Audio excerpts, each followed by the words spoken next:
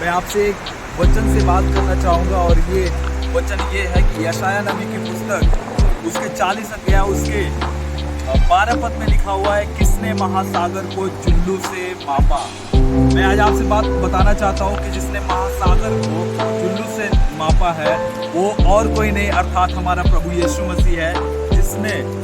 अपने बुद्धि और अपनी सामर्थ्य से उसने सारी सृष्टि की रचना की। और मैं आपसे भी बताना चाहता हूँ कि जो सर्वशक्तिमान परमेश्वर है उसने आपके लिए बहुत सी ऐसी योजनाएं बना के रखा है इस सृष्टि पे, जिससे आप इन लहरों के मानिंद आप बहुत सी परिस्थितियों में इसी सृष्टि पे आप देखेंगे, लेकिन जिसने सृष्टि की है आपकी और हमारी और इन समुद्रों की, उसमें आपको सामर्थ्य देगा। सुनिएगा, लिखा हुआ है उसके 13 पद में, किसने यहोवा की आत्मा को मार्ग बताया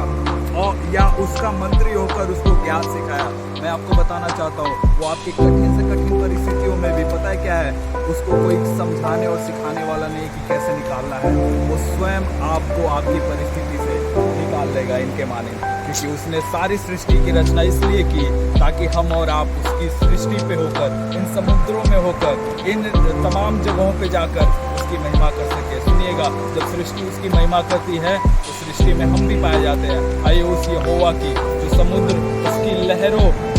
उसके अंदर की जल और जंतुओं के बीच में जब वो सारी चीज़ों में स्वस्थ पाए जा रहे हैं, हर एक चीज़ों में हम भी अपनी सेवा और अपने कठिन से कठिन परिस्थितियों में लहरों के माने स्वस्थ और अच्छे पाए जाए। आप इन समुद्रों को देख सकते हैं, हम बे ऑफ बंगाल में हैं, अर्थात बंगाल की खाड़ी। हम कभी पढ़ते थे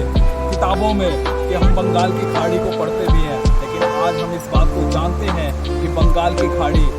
के पास परमेश्वर ने लाया है ताकि मैं आपको यहाँ से एक संदेश दे सकूँ।